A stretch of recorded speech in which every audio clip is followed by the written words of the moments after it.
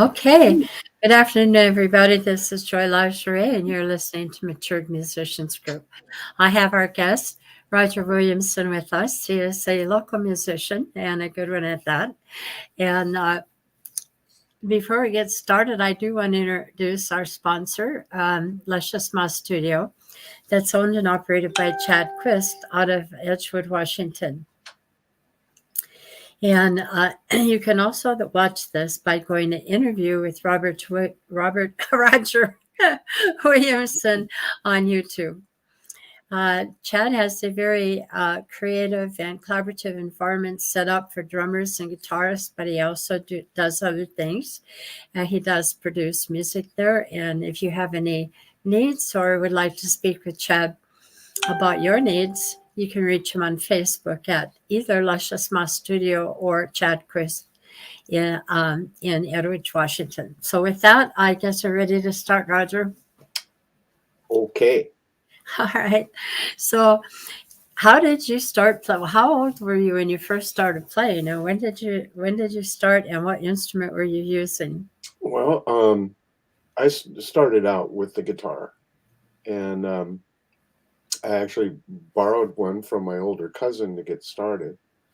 And then my mom bought me my first one. I was 15 at the time, Oh, and just took lessons at the local school. There was one of the teachers there that knew how to play guitar, and gave lessons, and it was kind of fun, and I liked it, so I just kept doing it.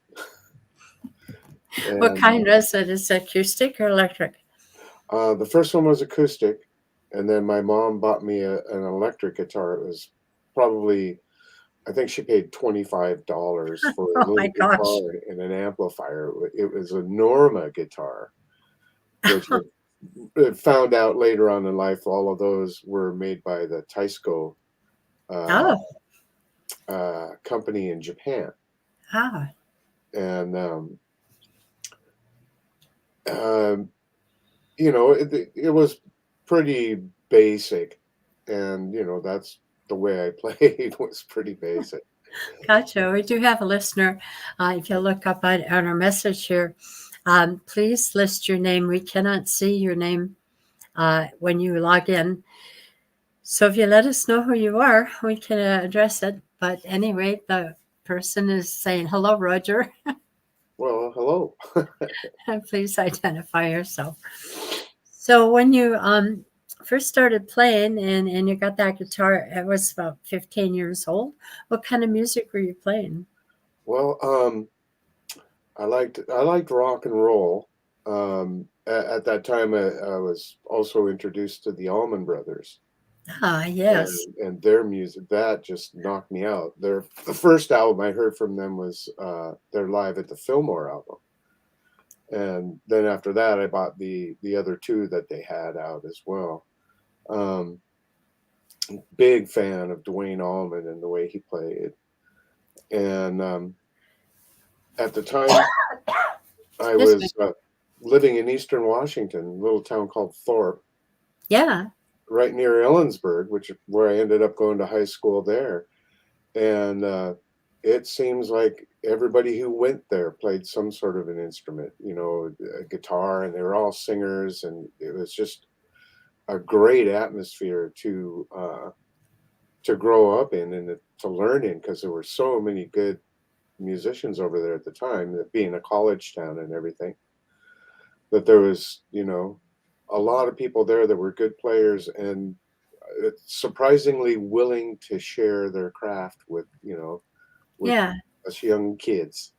So did they do like jams, or how are they uh, Well, sharing their yeah, music? um, like I said, being a college town, there were a lot of things going on with the college. At the Samuelson Union building in Ellensburg, they had a small area downstairs in the lobby where you could set up a band and stuff. And a lot of my friends did that. Yeah. And we were also, at the time, the group of people I ran in around with were into things like Crosby, Stills, and Nash. and so we were singing a lot of harmonies and sitting around the living room with our acoustic guitars, and just learning everything we could, and trying to get all those harmony parts down, and it was just a lot of fun. And It sounds like it was. The guy that said hi, Rogers, he said Mojo says hi. So apparently you must know who that is. I I don't. do. uh, And this one said Mike Wilcox also said oh, hello, okay. Roger. Yeah. Mojo is a friend of mine. In fact, I saw her last night Ah, at Dave Nichols Memorial. oh. I thought there was one on the 20th. Well, that's the one that his wife and daughter are putting on. The one last night was sponsored by Tim Hall and Billy Shue. Oh, I And, missed it. Of course, I've been sick for about 3 weeks now, so I'm just going into my 4th week, so I couldn't make it. Either Kurt's sick as well. well, It's that RSV thing going around is kind of nasty, and hopefully nobody will catch that. And I'm sorry I missed that. I wish I would have been there. There was, in fact, the first time I ever saw you was at Billy Shue's Jam in Burien, not at the Eagles, but Elmer's, I believe the name of the okay, yeah, place. I do Yeah. remember that. Yeah, it Yes. was Christmas Eve, I believe. Uh-huh. And yeah, and I think 2019, but I'm not sure. Because I know it wasn't after I got sick and after that, and I was sick through the month of January. So they announced it in March, and that's when I found out what was going on. But yeah, I remember the night he asked you to play, and you were up there trying to play with me, which a lot of people find rather challenging. So Well, yeah, I'm pretty easygoing when it comes to that stuff. Because no matter a person's age, or their ability, we're all learning. No matter yeah, even amen. me, still I have to learn things. Um, and so I encourage anybody who's brave enough to get up there and show themselves off in front of a crowd. I salute you, and I'm willing to help you. I think everyone should be encouraged. Absolutely. Absolutely. But it is a painful process sometimes. It certainly can be. Yeah. Oh, the sound I can do. Most outstanding thing about that night was the sound Elmer's had. That's really good sound. I don't know if they still do, but they did at that time. Hmm. So Well, moving Pat, on. Oh, sorry. Go yeah, ahead. Pat Sample is a good sound man. I like him. Yeah. Yeah, I thought probably the most professional I heard at that time. So during the so during the time that you were playing this guitar in that college town of Thorpe, um, when did you play your first gig and who was it with? Um, well, my first actual gig was the man named Bill Bartlett, who isn't here anymore. I don't know what happened to him, whether he's alive still or not. And it was at the Morgansville Tavern. I was 17 years old, and I had to sign a waiver that said I was 18. So my whole musical career started out on one big deception. Um, and at that time, for that gig, I played bass, Ah, so and you played more than one instrument. So not only did you play the guitar, but you also you were learning the bass at that time. that's true. Yeah, and I still will. My hands aren't what they used to be, so they're not as strong. And playing bass is a bit more of a challenge than it used to be. Yeah, But I'll still do it every now and then, yeah, on the spur of the moment thing. 'Cause I won't do a gig being a bass player. That takes too much out of me. yeah. I Um, gotcha. Dave did that. He played the bass as well. In fact, towards the yeah, end, I think he was playing it more than he was playing leads. But yeah, well, I and go Dave ahead. I did a couple of gigs with Dave and Bobby Hoffman where it was just the three of us and Dave played bass. Yeah, Yeah. cool. Well, Where was he? playing blues at the time, or what was he playing? What were you guys playing? We were playing old rock and roll, the Yep, classic stuff, classics. Yeah, and all of that, and a few country tunes too, because yeah, being from Ellensburg, there was country music all over the yeah. place. You had to get into playing that too if you were going to play. And, Yeah, I've been there. I understand. It's a pretty cool place. I've never played there, but I know that it's college town, and I know they like their country there. well, and back in those days too, um, every tavern on every corner had music, and there were, some of the places were just music venues. They didn't Yeah, even have, alcohol to drink. yeah. But yeah, there was a lot to do if you wanted to do it. You And know, that's kind of a. I didn't know that it extended all the way east. I would imagine it would have, but I know. Do you know Chet Hastings by any chance? Chet, um, he's a lead player. Chet Hastings. the name seems familiar. I'm Familiar? not 100% sure. Okay. Well, he was around when they said that they played 7 nights a week in the Seattle area, Hmm. now greater Puget Sound, Seattle area. And it sounds to me like at the time that you were playing there, that's kind of what it was like in Ellensburg as well. Is that correct? Yeah, pretty much. Um, it as um, it wasn't as prolific during the week, but the weekends were just packed. Yeah. And then and of course they, once a year, on Labor Day weekend, they do the rodeo, the Ellensburg rodeo. Yeah. And once I got into, being older and playing, we played a good number of rodeos there, and those were always a hoot. Those are just fun. In fact, you'd go over there and play for 3 days, and then spend the next 3 days in bed trying to recover from all that fun. Yeah. The only rodeo I've ever seen around here is back in '97. I had just come back working with a company, and I saw one in Roy, the first one, and I watched the guys ride those bulls, and I thought, "Oh my God, no." Yeah, it's not for me. I'll find other ways to compress my spine. Thanks. Well, I don't mean to be rude, but I often wonder how those guys ever had children after that. Yeah, it I does know what kind of it's give you like cause on to it. wonder. Say what? It does kind of give you cause to wonder, doesn't it? Yeah, it does. It really does. So moving right along from there, um, what kind of music were you playing? Like, was it country at the rodeos or rock? Oh no, we were playing rock and roll. I was playing with a band at that time called the Fabulous Cyclones, The and Fabulous what? Cyclones. Oh, Cyclones. Okay. Yeah, and there was another band at the time called the Cyclones, but they weren't fabulous. They were fabulous. Um, Amen. but Yeah. and that was another one of those bands that was. There was one person who was actually the leader of the band, and that was the bass player, a man named Keith Wolford. And then he would hire just everybody.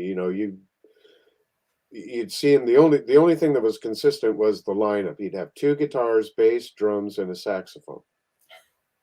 And whoever those other people were changed from week to week whenever he Yeah. stopped. Which is another thing that was good for me, because during that time, other people would come in, and if they were playing songs that I liked, I'd learn those songs, and then I'd learn the words to them afterwards, and so that eventually I'd be playing those songs too. Exactly. It's a really good way to build up your catalog of Yeah. songs. Right. Yeah. When I was out there from 2000 to 2015, at that time, most of the bands that I knew that were playing the clubs, and Eagles, Elks, Moose. Mhm. Uh, there was kind of a permanency there. I mean, you practiced together, you played together, Yeah. but now, and of course, there was the radio station, people coming in, people going out, but usually the basic band was there for most of the time. Yes. Now, people have 5 or 6 different bands and they do 5 or 6 different kinds of music. And I'm like, holy cow, what is this? I don't get it. I and I'll be honest with you, I kind of miss those days because, well, like when I was young and got married, I married a musician, and so we did that. We would practice 4 or 5 nights a week, and then have gigs as well. But um, it was a bit more of a camaraderie that way, Yeah, it's because changed. you became a family, Yeah, and and that's always nice, because you just have all this fun working up these songs yes. and grinding them into your head, and then you go get to play in front of people and on stage, and it actually sounds pretty good because you spent all that time working on it. Together. Yes, learning it. Yeah. Absolutely. And it does. There are times when, well, certainly now that when you get to my age, you learn all these songs and you learn the language of music so that you can get on stage and give a concept to 3 or 4 other people, and they're hearing it, they understand what is going to happen next. Right. And it's really quite an evolution from the time you have to sit down and pound out all the notes and everything and get it all right, and then to where you can go, well, it kind of goes like this and then it goes like this, and everybody follows along. Yeah, that's what it's like. Ay, ay, ay.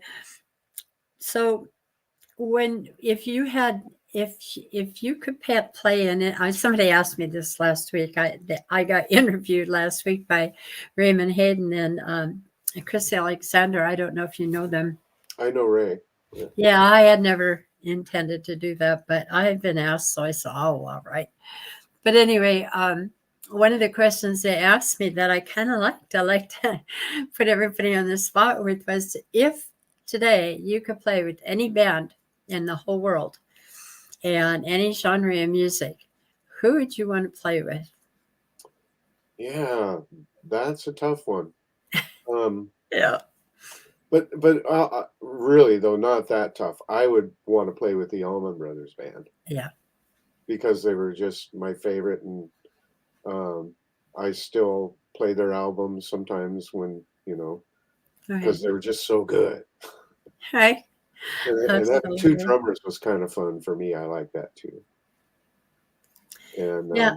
We had a gig one night in Puyallup, but I think it was at the Vets. I can't remember if it was American Legion or some one of those. okay. And usually we had a pretty good crowd, but that night there was hardly anybody in there. And I said, "What is going on?" And they said, "Oh, the Almond Brothers are in town." So I decided to do a little research on that and figure out who the heck these people were that were interfering with my gigs. Oh wow. But I really don't know that much about them. What is it about that particular band that gets your attention? That Well, because they're based in the blues, which I like. mhm. Um, but there's just a touch of jazz in there as well, Yeah, and I just really like their writing. Their lyrics spoke to me, and some of their instrumentals were just amazing and a lot of fun to play. yes, And but just the kind of a variety to it. There was a little bit of certainly Southern influences in there, and some Latin rhythms, things like that. That I just like the diversity of it, yes, and how many different emotions you can pull out of the different, styles of songs you're playing. Right. And Absolutely. then they, after Dwayne died, they carried on without him, and then eventually it evolved into where they had Warren Haynes and uh, oh, yeah, I should be able to just pull his name right off of my head. Yeah, well, it I get that. was Derek Trucks, Butch Trucks' nephew, who is a fantastic slide guitar player. Oh, I And like slide. I do too. I've never had a touch for it. My hand is too heavy or something. Oh, But I do a little here and there. yeah. But that's one thing I admired about them was their ability to play slide. And Greg Allman's voice, I can emulate his voice pretty well. It's right in my range, and so I like that. Yeah. Because I like to sing. You have a nice voice. I've heard your voice more than once, and I do like it. I used to watch your family and you in your home during COVID, and you had a stream going on, and you were playing with your family, which is pretty cool. Um, I agree. I appreciate the fact that I never push any of my children into anything. Yeah. And so if they wanted to play music, they could. Um, and my daughter Rachel has held on to it longer than my other two children, but they'll still sing with me sometimes. You know, Yeah. uh, Rachel was the lady that I put a video of one of the COVID jam sessions that Billy Shu did of you, I, number 15. number 15, yes, Yes. And that you told me that was Rachel singing with you. yeah, Beautiful that's right. voice. Oh, she's got a killer voice. Yeah, You know, she does. And in fact, when I was listening to your family play that night, I thought, all of you were good singers. It wasn't just it's true. one, it was all of you. Well, And yeah, Rachel's older sister Kelly, she can sing too, and my son Mike, he can sing. In fact, we were talking just the other day, and he said that he got kind of forced into doing some karaoke songs out with some friends recently, and they wouldn't let him stop with just one. They made him keep going. They said, "Oh, you have a great voice. You sing wonderful. Keep going, keep going." oh, cool. So we have some comments. Again, we can't tell who you are unless you put your name there. It says, "Good to see you back and up and running and healthy, Joyce." Somebody said that to me. Oh, Believe me, I'm not healthy. I still can't sing. I still have laryngitis. Most of the symptoms are gone, but I'm still in the recovery stage. And Curtis took her and a dog, but he went to work. And then Patrick O'Donnell, I don't know if you know him, but they are Dublin Abbey is the name of their group. And one of the people, the girl singer there, does flute. And God help me, I can't remember her name. Sorry, Patrick. And they do Irish tunes or things that would kind of come from that area of the world. And he's quite the writer. And they have a lot of different songs that are most interesting. They come up with new ones all the time. And he says, I heard you mention your appreciation for the elements of jazz in the Allman Brothers music. Did you have any jazz music experience yourself? Well, Patrick, I think part of the answer to that was when he was in Thorpe, when he was living in that area, in the college town close to Cleella, there was an influence there. Would you like to elaborate on that, Roger? Sure. Um, yeah, like I said, being a college town, all of that stuff was there. We had one of the jazzier artists I was introduced to at that time was Brian Auger and the Oblivion Express. They just had some great songs, and I liked all of that. And I don't go too deep into the jazz because the theory all makes my brain hurt at some point or another. Um, Not to mention the scales or the mode scales. Like, oh my God, no. yeah, there's some crazy ones, but I love to listen to it, certainly. Um, and as far as the music I play, it has a tendency to stick within my realm of abilities. Right.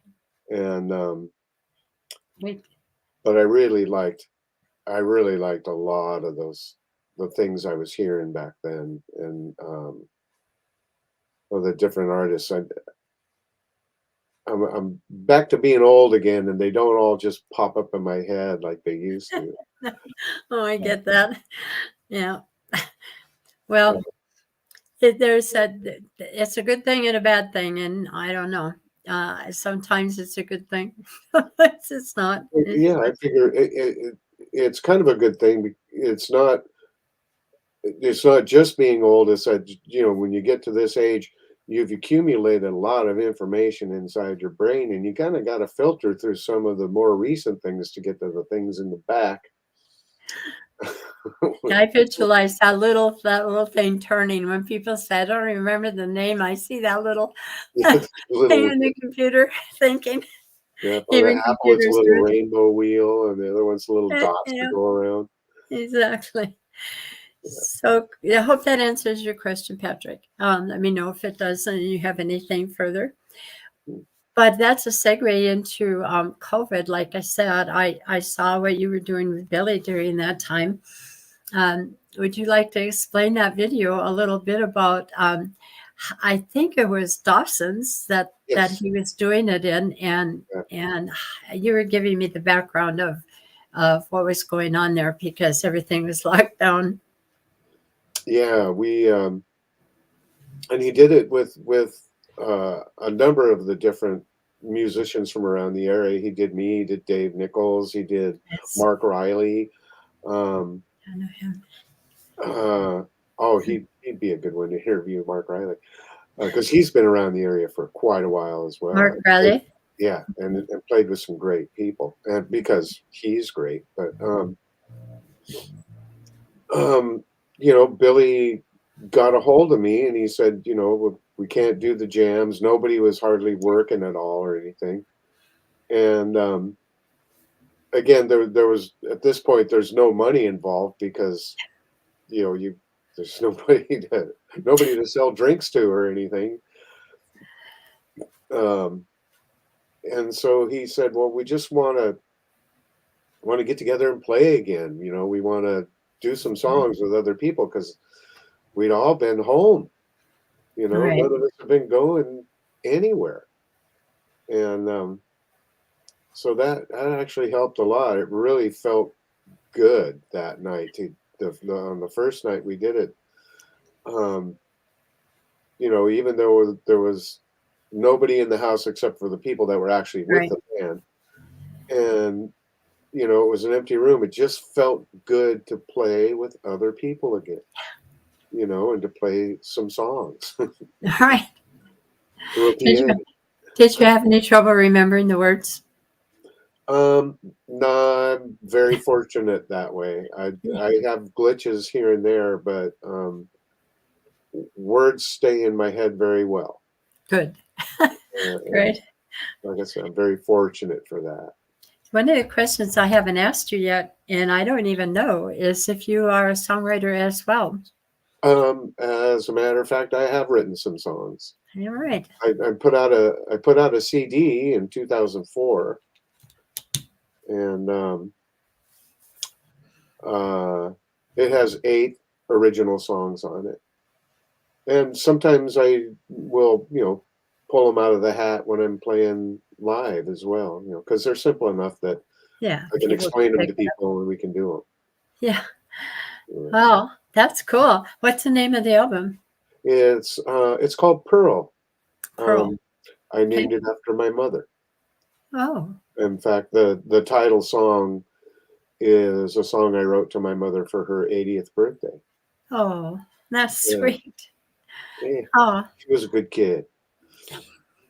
You She know, raised a nice man. Not she raised you. Raised a good man. hmm. So during the time that you everything was shut down and nobody could play with anybody, what were you doing? How were you keeping your skills alive at that time? Did you do any writing during COVID? I actually I did do a little bit of writing then too. I haven't actually recorded the songs I wrote yet, but Right. um, yeah, I wrote a few more things, and um, one was a song about dying. Oh no, Oh yeah, but I'd love to hear that one. it's a happy song. It's Oh, got it's a a nice happy. melody to it and everything. It runs long, and in fact, when I when I played it for my family the first time, my sister said, she says, "Oh, that sounds like a real," and then she stopped herself. I said, "You mean a real song?" And she goes, "Well, I didn't mean it like that." And I said, "Well, yeah, but yeah, I understand what you mean. It sounds like a real song." Sounds like Uh, a real song. yeah, and I'll have to hear it sometime, or there's something that I'm interested in. Hopefully, you put it out there. yeah, Um, so we decided that Almond Brothers is the band that you'd most like to play in. yeah. Who would you say is the one player in all of the time that you've been playing that you've listened to that you'd like to be or emulate? Let's put it that way. Not necessarily be, but emulate. Um, Who is your hero? Who is the person who stands out? well, over the last few years, I'd probably have to say Tommy Emmanuel. I don't Who know if is you've that? I don't know if you've ever heard of him. Mhm. No. He's from Australia, and he sits down to play the guitar, and it's like a 10-man band on the guitar. Wow. Just him playing. I mean, he's just so smooth and so fluid. He doesn't sing a lot. Mostly he just plays guitar, but it's kind of one of those things where you can listen to instrumental music for a while and just get tired of it and go, oh well, another instrumental song. But he just keeps you interested the whole time. Spellbound. Yeah. It's just so good. Tommy Emmanuel, is that?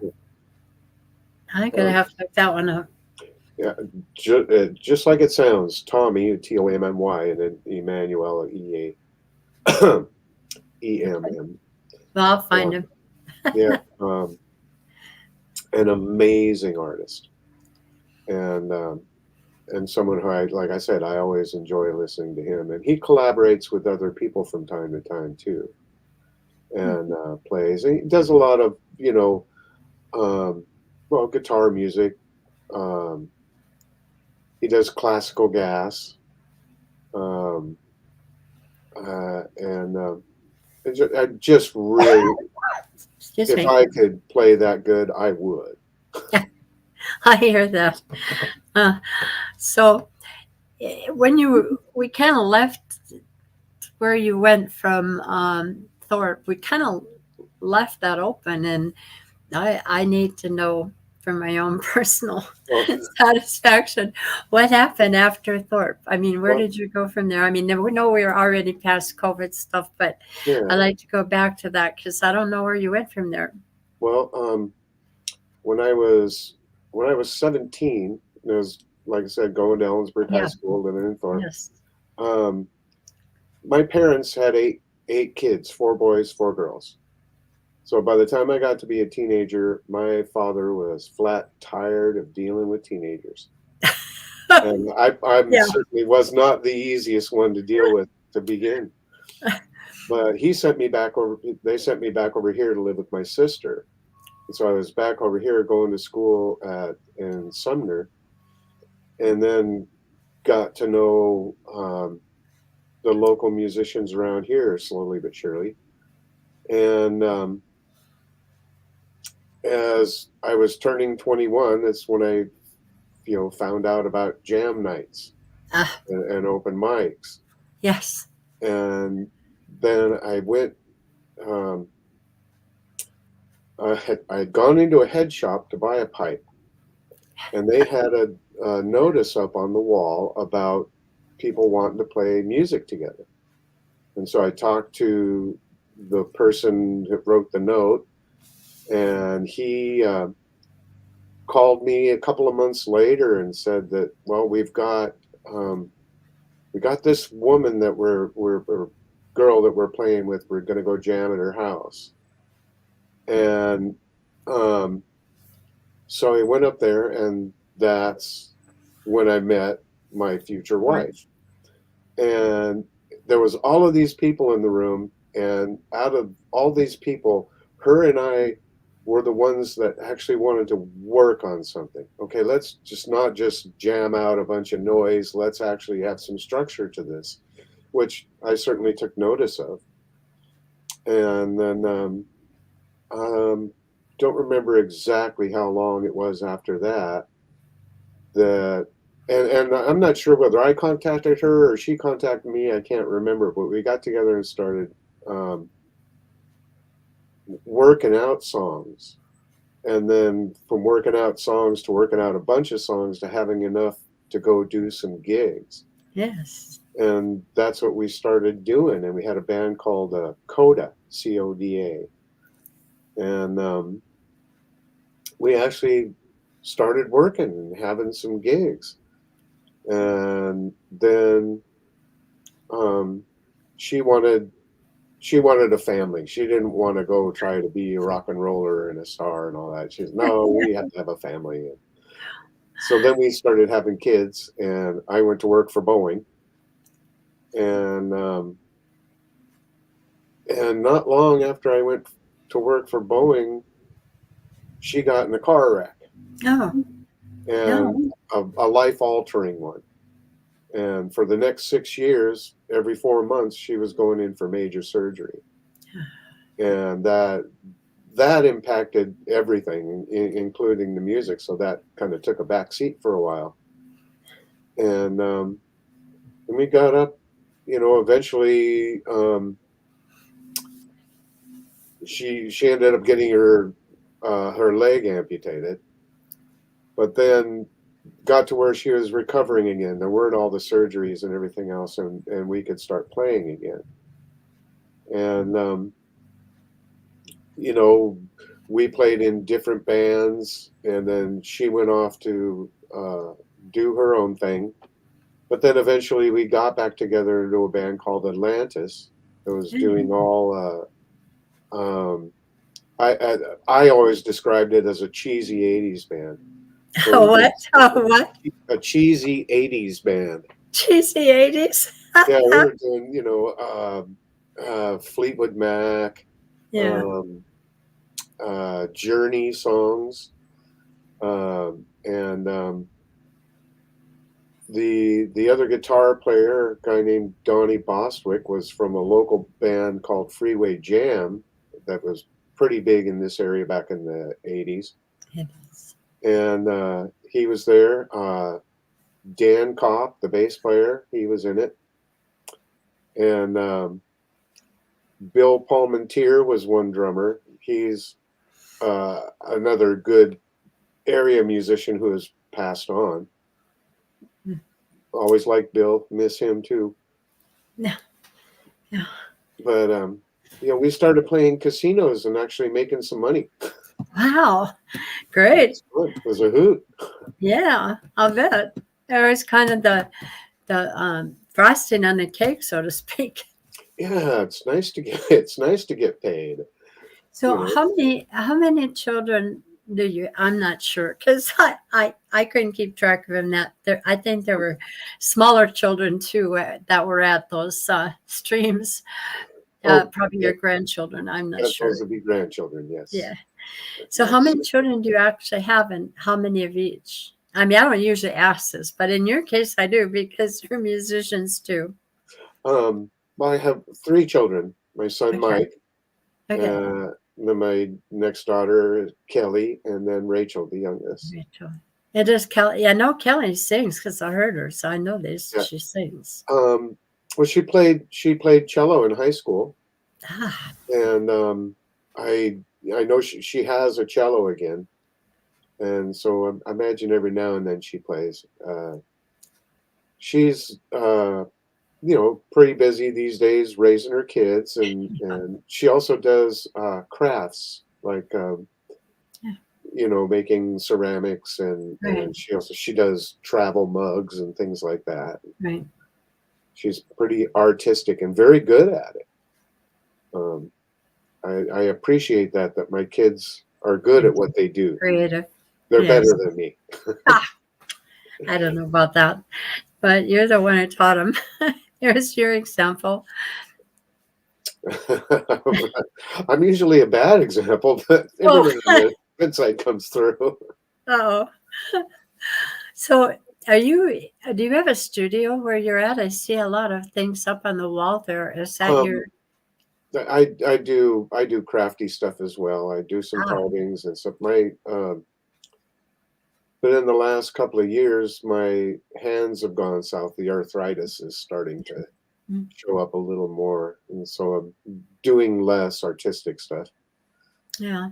But Oh, I had a keyboard player in my band called Rush Fever, and her husband was the drummer. They moved to Arizona because of the weather, but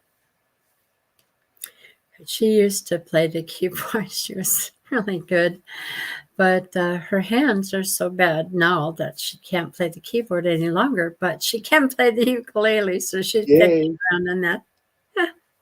Well, that's I don't know if you've ever heard of Mark Whitman. He was a Sounds familiar, but no, not offhand. um, he was just a fantastic guitar player, and he had a stroke, Ah, and it pretty much laid waste to the left side of his body, which for a guitar player that's everything. yeah, yeah. But that didn't stop it. He just went and bought a keyboard and played Play the right-handed keyboard. keyboard, and he could still sing, and so he kept jamming right up till the end, Oh, oh, and yeah. I That admire was. that. We were talking about Dave earlier, Dave Nichols. You just got through having a memorial for him, and there's another one coming up on the 20th of November.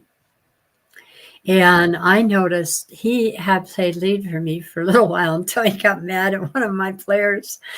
But he for not coming to a practice too. Oh, He left everybody on the same page, kind of guy.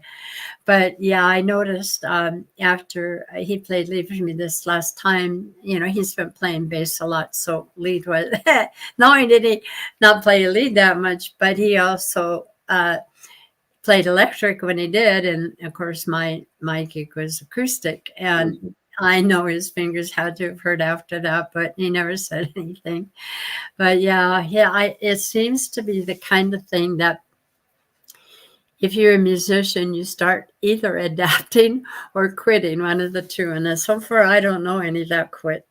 I just, Well, most musicians find a way to do it. yeah. Well, that's true, because it's not, a lot of people call us hobbyists, because we're not full-time, professional Yeah, musicians and right. all that kind of stuff. But um, it's it's something in you. It's not just something. Oh, well, I want to dabble in this or dabble in that. It kind of Yeah. it's an obsession, Yeah. and Uh, it how takes a many guitars do you have? um, eight, I have 18. Oh my gosh. Uh, I'm up to two electrics, two acoustics, I Uh, think. Nope, three. well, And a ukulele, uh, keyboard, and a bunch of percussion stuff. And it's like, oh my gosh, all I want for Christmas is another just guitar. there you go. Well, the one picture that you posted of me playing that's Yes. outdoors. That guitar that I'm playing in that picture is one that I built. Oh, wow. Oh, that's right.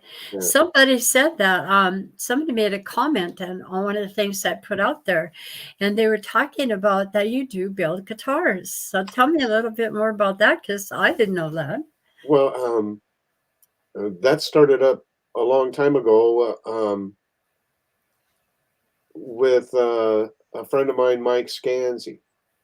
He's passed away now too, but Ah, he was into that, and he worked at Warmoth Guitars, and he was making necks and making bodies and all that stuff, and I just started dabbling around in that with him, and the first actual guitar I ever built was a Telecaster for a friend of mine named Mike Cook in Walla Walla, yeah. and um, and after that, it just got to kind of be a thing where I like putting things together and making them sing. And Do you fix them too? um, Excuse me. Do you also fix them or? from time to time, sure, and I'll do Yeah. setups and things like that. Yeah. I have a friend, Dan Adams, who owns Canyon Guitars, and he was on Canyon Road. It was called Canyon Road Guitars then, Yeah. And but feel he's since moved out to Lakewood. my son is. I'm sorry, but I'm trying to. I Now the can't. son's, My son is changing. Anyway, go ahead. So uh, he.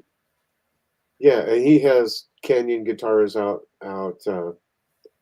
Like I said, in Lakewood, on Pacific Highway South, and so sometimes he'll have a repair job for me or something, Yeah. uh, Cool. and that's kind of handy. It's nice to have those skills too. Well, I tell you, I'm gonna tell you a secret. Yeah, the sun is driving me nuts. I don't know how to stop it. I guess we're just gonna have to deal with it. Anyway, I don't even know how to change. Oh, I know how, but Hmm. I don't like changing my own strings. I cheat. I take them over to Guitar Center and I say, just go for it. uh, well, hey. That's how, but I do know, I do know my equipment and I know sound when I Yeah. get a guitar, I get a guitar for a particular reason because I can hear it and I like the way it plays. And I have a tendency to play guitars that are more bassy. I Mm, like that bassy tones of the Epiphone. I So agree. yeah, and I'm not really. I've heard. So I apologize for this picture, but I can't do anything with my light at the moment. Anyway, um, Well, it looks good on you. The sun does. thank you. I could use a little. I look like pure white. After COVID, I haven't been outside much anyway. So, so finally, we're getting to the point where I start asking your aha moment. Has there ever been a moment? Quit moving away from you. You're making guitars, which is amazing. But can you looking back over your life? Is there anything that you can remember that you said, "Oh my gosh, this is it. This is wonderful," and it made you feel like you were on the right track, even though it wasn't full time, because like everybody else, you had to make money to live, and musicians, not all of us get rich or even close. Well, I think. Well, one moment that made me feel like maybe I should be into music was when I was quite young. I think I was 10 or 11 years old. And my family would have sing alongs and stuff from time to time. And we were in my grandmother's kitchen and we were singing a song. And my cousin Donna, she just caught my eye and she said, "Roger, you have such a beautiful voice. You should sing more." Oh, And that was kind of one of those. And then um, that's what got me started anyway. But just that first time when you're up on a stage in front of a great big crowd and you do a song and it's just really full of emotion and spirit, and you come to a big crashing end, and everybody's screaming and cheering, and you just go, "Wow!" You just Yeah.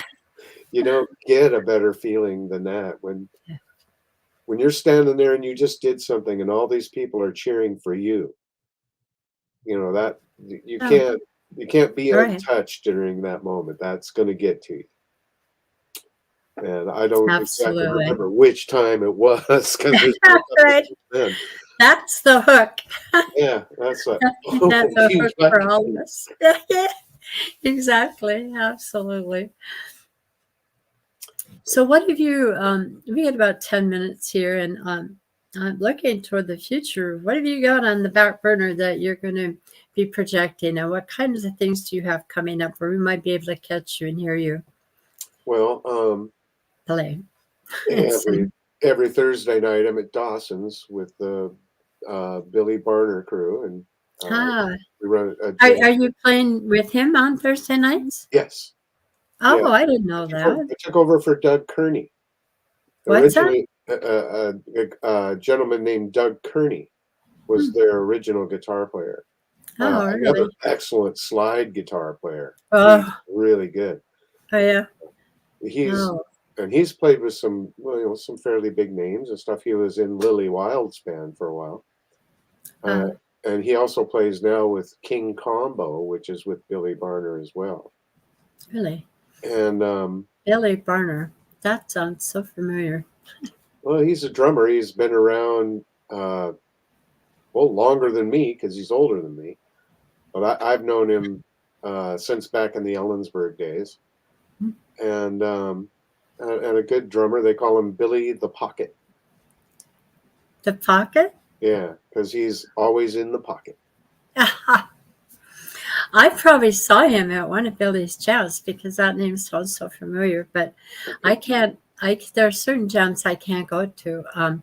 He now has a jam, um, he has a jam over at the Star in Federal Mhm. Way. Yeah. I thought that was Thursday night. So, Yes, it is. um, anyway, my husband has to get up at 5 o'clock in the morning, so he leaves here about 5:30 to go to work. And if we stay out and go to that jam, it's just it gets too late. Traffic is insane because we have to leave at just around rush hour, Yep. and so I can't always go there. But he has some interesting musicians that he brings into it. Have you ever played with a guy named Tim Turner? Oh yeah, yeah. I Oh, know Tim. I like him too. He's got a great variety of songs. yeah. I played with him for the first time. He took Jimmy had Billy has a jam out at Stockton on Wednesday nights. You should come out sometime. But anyway, Actually, uh, yeah. you and I have played together at Stockton's Oh before. my God. Now I know. I remember. Oh my Yeah. gosh.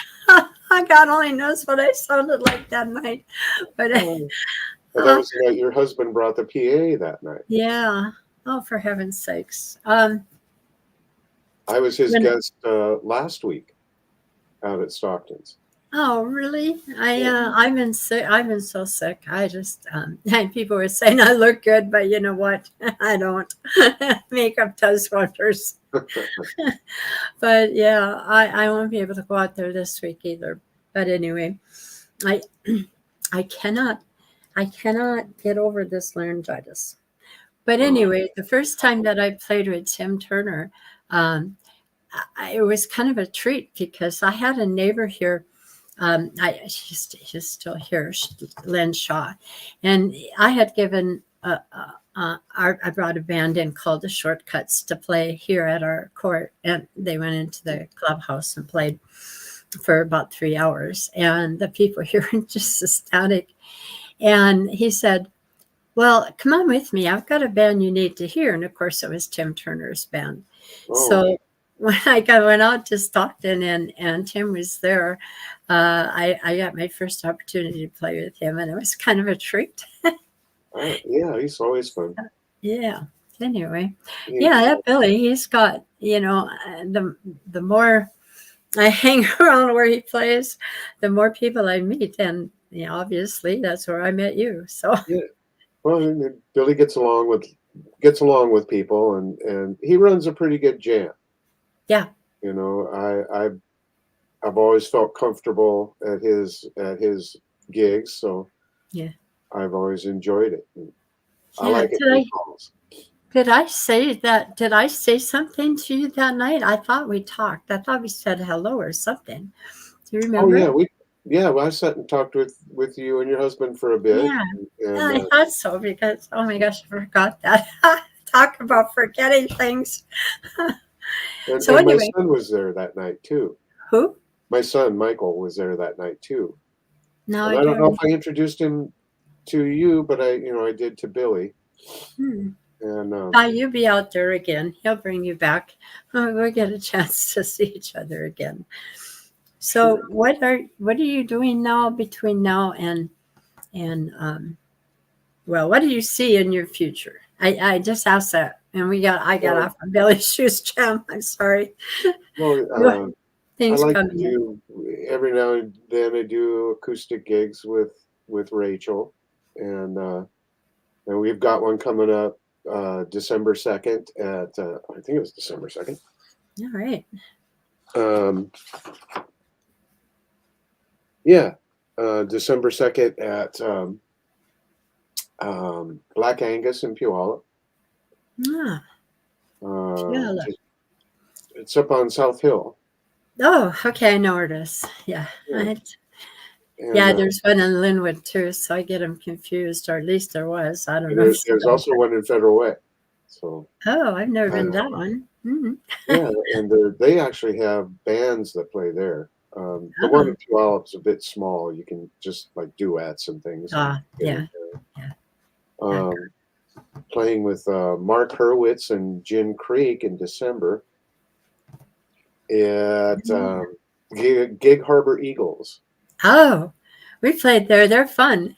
Yeah, You have a ball there. I like those people. I don't uh, know. Things have changed, but 7 years, but I'm sure they're still fun. and it's a nice room. I like the room. Yeah. It's been a long time since we've been there. And the one time we got there, we went through a booker. And of course, she died. So we never went back, but I know where it is. That's for sure. So that was in December as well. What was the date on it? December 10th. 10th. Okay. And what time are those gigs? I The one believe. on the, Oh, they both. I'm thinking they both start at 7. okay. Um, You can always post too. I mean, that's what oh, sure. mature musicians are for. So let us know when you have gigs for people who are interested in hearing and seeing you. Yeah, I like to do that. All right, great, great. So in closing, I've lost a lot of good people. And I don't know if you knew him, but there is one of my leads named Bill Garner. Mm. He was Western Swing, and he was inducted into the Western Swing Hall of Fame. All right. And yeah, he was quite the guy. And he played with me up to 2 weeks before he passed. And Oh, he on his deathbed.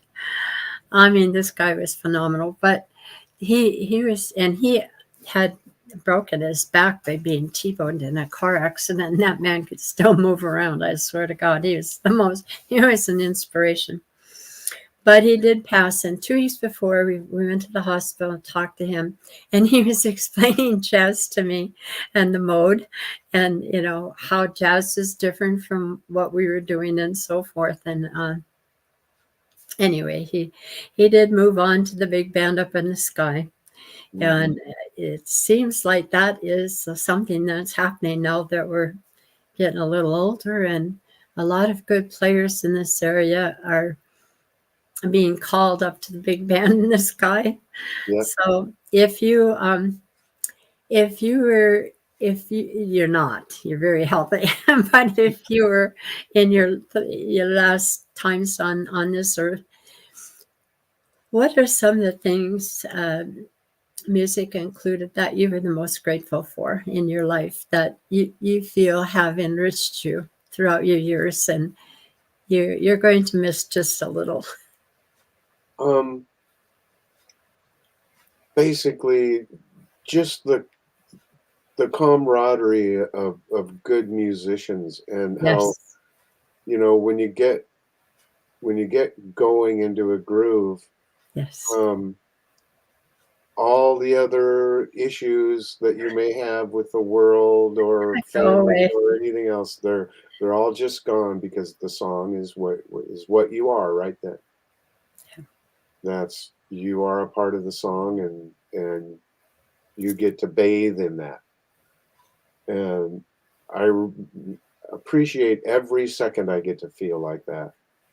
Um, and I'm happy to have known all the good players I've known, Yes. and hope to honor all their memories by my future actions. So try not to play the fool too much. It always work. Gotcha. Well, that's commendable, and I understand exactly the concept of the camaraderie. And when you look back over your life and you think about all the good people that played with you or in your band or whatever, it's Mhm. like, oh my goodness, all these blessings that at the time you didn't realize just how. I mean, the it takes time to realize how greatly blessed you've been with these people in your life, and the fact that you were able to share your abilities with them, Yeah, not to mention the audience, of course. yeah. And everybody, uh, regardless of their level of musicianship, has something to show you. Absolutely. Everybody, like, there's something. Um, you know who Rod Cook is? I probably know him if I saw him, but the name, no. Well, arguably one of the best guitar players I've ever met. One time Maybe I'll run into him at Billy's. yeah, um, I was playing the opening line to a song one time. There's an old Beatles song, and it's just something I fool with. Rachel and I do the song. It's called "Across the Universe." Oh. And here's Rod, this monster player, and I'm just playing this, just noodling, just playing this opening line. And he stops in his tracks, turns around, and says, "How did you do that?" Ah, I mean, I felt like, whoa! yeah, exactly. Here's one of my idols asking me, "How did you do that?" And so, Never, it's ever learn it all, no well, no, matter you what can't. you do. maybe that's maybe that is there is a big band in the sky that we can continue to learn when we get there. Yeah, Kind of I think entertaining thought. it's a nice thought. Yes. Well, I guess that wraps it up, Roger. I'm so thankful you came out with us today and told your story. And I hope to see you in the future. And if I'm at Billy's and I don't recognize you, because God knows where my brain is, you let me know you're there. And if Mike goes there, I'll do my please, best. please introduce him. Okay. All right. All right. Thank you again for sharing with us. And that's pretty much closes it for me today. I want to thank you all for listening. Roger for coming. Yes. And Luscious Moss, Chad Chris Studio for sponsoring me so we can do this. Bye, everybody. I'll see you soon. Bye, Roger. Bye bye. Have a good one. Okay, that's it for me. I do have Pinto Portraits. Her name is Tony, and she will be with us next Monday and tell us how she gets all these beautiful portraits done in her studio. She's the one who's done most of my stuff on my website and things I've been putting out there that you've seen. She's a very good photographer. It is located in Issaquah, and she will be with us next week. All right, everybody, have a good week. I'm going to try to end this broadcast with a little more finesse. We'll see. Have a great rest of your week. Bye-bye.